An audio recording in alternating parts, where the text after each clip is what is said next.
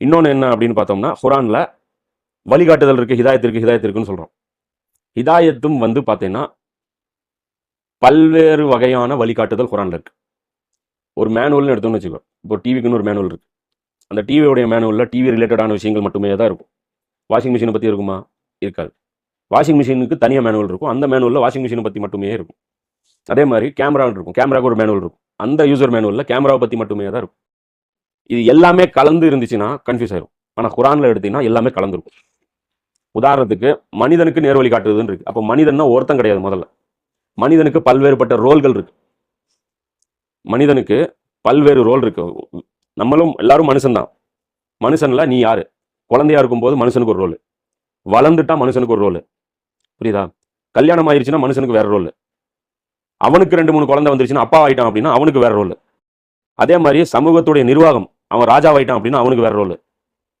அவன் ஒரு முதலாளி ஆயிட்டான்னா அவனுக்கு வேற ரோல். அதே அவன் தொழிலாளியா இருக்கிறான்னா அவனுக்கு வேற ரோல். அடிமையா இருக்கிற அப்படின்னா உனக்கு வேற ரோல்.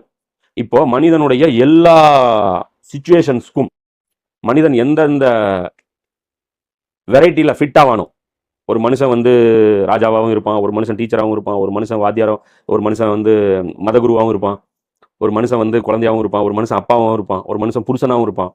அப்போ மனுஷன் எந்த இடத்துல எந்த ரோலில் அவன் இருந்தாலும் அவனுக்கான வழிகாட்டுதல் குரான்ல இருக்கும்.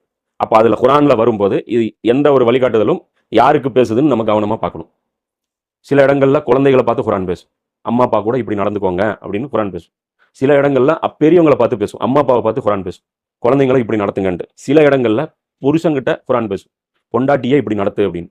சில இடங்கள்ல பொண்டாட்டிக்கிட்ட குரான் பேசும். புருஷனை இப்படி நடத்துன்னு. சில இடங்கள்ல முதலாளிகிட்ட குரான் பேசும். வேலைக்காரனை இப்படி நடத்துன்னு. சில இடங்கள்ல தொழிலாளிகிட்ட குரான் பேசும். உன் ஓனர்கிட்ட நீ இப்படி நடந்துக்கோன்ட்டு. சில இடங்கள்ல கவர்மெண்ட் கிட்ட குரான் பேசும். பொதுமக்களை இப்படி நடத்துங்கன்ட்டு. சில இடங்கள்ல பொதுமக்கள் கிட்ட குரான் பேசும். கவர்மெண்ட் கிட்ட நீங்க இப்படி நடந்துக்குங்கன்ட்டு. சில இடங்கள்ல ராணுவ வீரன் கிட்ட குரான் பேசும். நீ இந்த இடத்துல இப்படி நடந்துக்கோன்ட்டு. சில இடங்கள்ல நீதிபதி கிட்ட குரான் பேசும். நீ இந்த மாதிரி தீர்ப்பளின்ட்டு. புரியுதா இல்லையா? அப்போ நம்ம பொறுத்த வரைக்கும் இந்த ஆர்டர்ஸை வந்து பிரிச்சு நம்ம புரிஞ்சுக்கணும். இந்த பிரிக்காம புரிஞ்சுக்கிட்டோம்னா, அதை போட்டு கன்ஃபியூஸ் பண்ணிக்கிட்டோம்னா குரான் சிக்கலா போயிடும். புரியுதா? அப்போ குரான்ல நம்ம பார்க்கும்போது இதையும் கவனத்தில் வச்சுக்கணும். இது என்ன வழிகாட்டுதல் பேசு